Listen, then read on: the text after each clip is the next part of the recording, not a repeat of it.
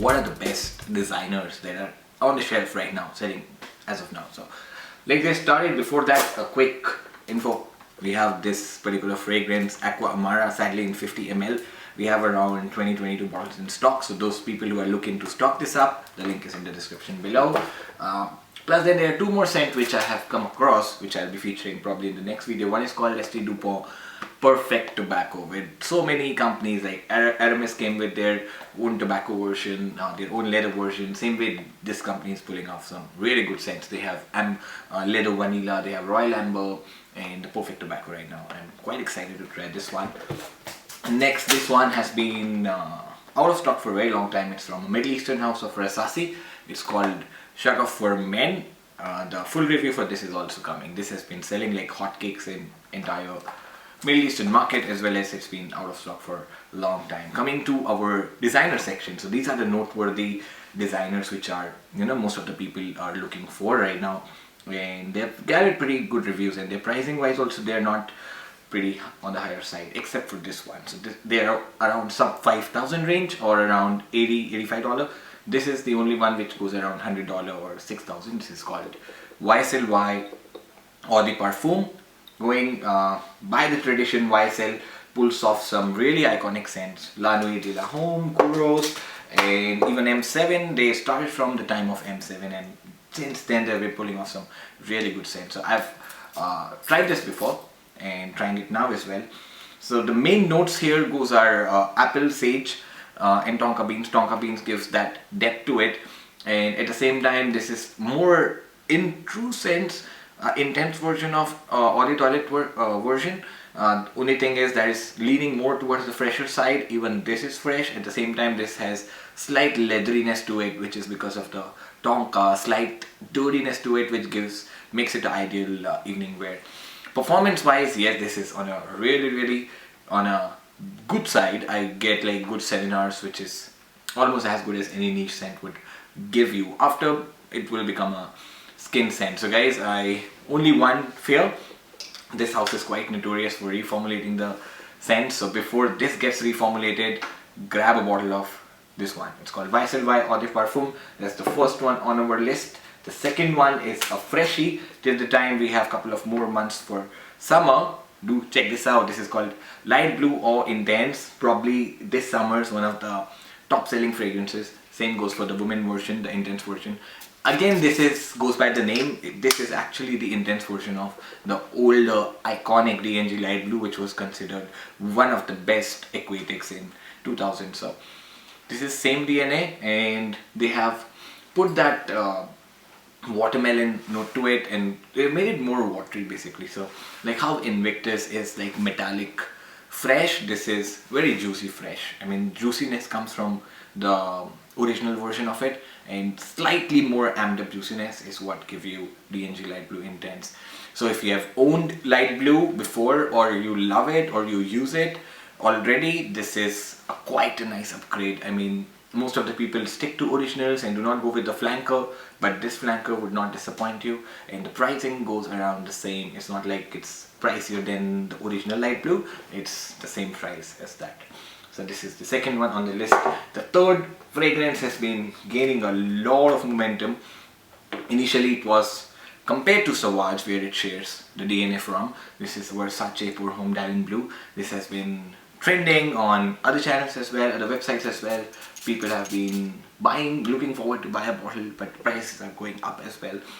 So now people have realized this does shares the DNA with Sauvage. That's the grapefruit one, but this is a very different take altogether than Sauvage. So this is not like Sauvage. If you in first go, somebody sniffing for first time, using for first time, yeah, I've smelled it before, but then more you give time, it grows on you. And Versace Pour Homme, the original Versace Pour Homme lovers, this is with slightly upgrade to it, with more grapefruit, more spiciness to it, and still being so transparent and acceptable. I mean, nobody gets offended with these kind of scents, and perfect for office setting, perfect for casual setting. I mean, this is one heck of a all-rounder scent, I would say. This is Versace Diamond Blue. We do have an alternative for it available, which is quite close, but yeah, quality-wise, this is of course much better. Like this is Utkala plus Blue Sky, going for around 1500 for a similar smell. Not the experience or the brand, but yeah, a similar smell. People who don't care much about presentation, just care about what they're smelling. It's for them.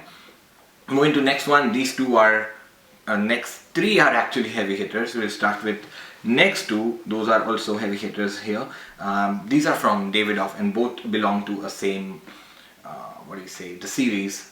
So the first one is Amber Blend, which is, in my opinion, one of the best amber based scents released by any designer, or in fact a niche house here. So this is, as we say, it's predominantly amber based scent, and it has got that woodiness as well, which is because of the nutmeg. It does has a lot of amberness to it, and apart from that, it does has that booziness which makes it a perfect setting for evening. So this this reminds me of Irish leather as well, which is very dark resinous kind of leather.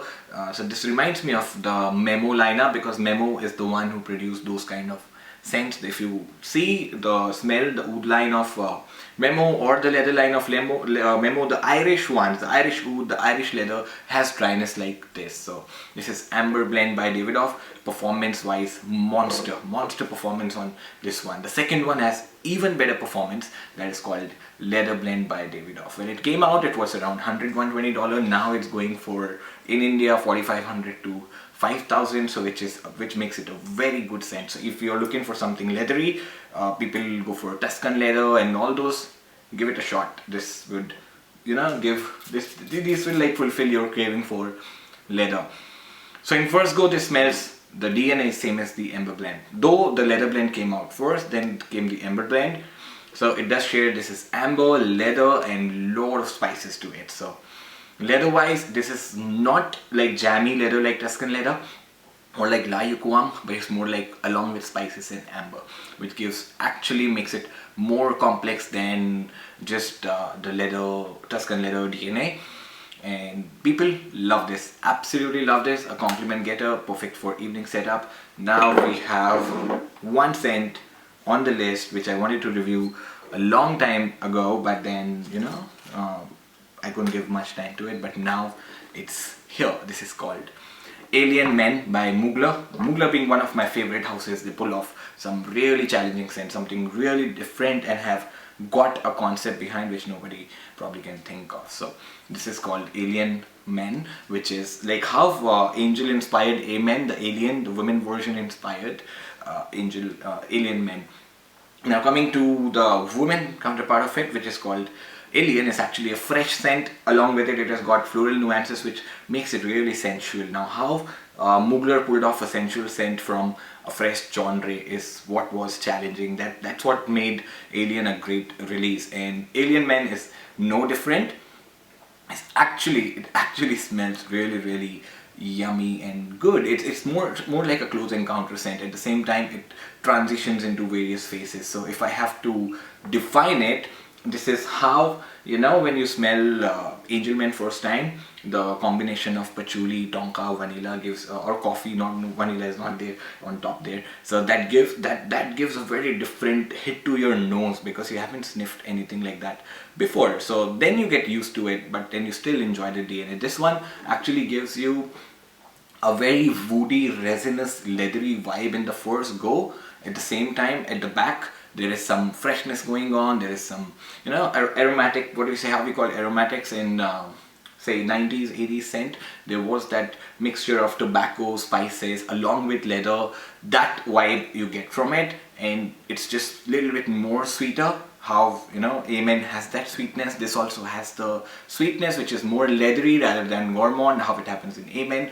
So this is, I mean, I need to give it more time, but this gives me a good performance, given how I'm getting slight Kuros vibe as well from it, guys. So that muskiness, white amber, this list white amber as one of the notes. So that white amber creates a delusion. When you smell white amber with this aromatic components, you get a different vibe. When you smell it with leather, a different white amber stays from it's giving you the base, so it's gonna be there from first go till last go. The other notes come and go. So at first go, this gives me a slight soapy vibe, and which is leathery and woody at the same time. And then dry down is where the actual leatheriness kicks in, and after that it's more like any of the 80s powerhouses. So that's what I love about it, because I love 80s powerhouses as a genre. I love Mugler's creativity. I love the entire lineup from Mugler. So this is Alien Men. If you are looking for a challenging scent, you keep looking. First thing, this they haven't copied anyone. So after a long time, I see an original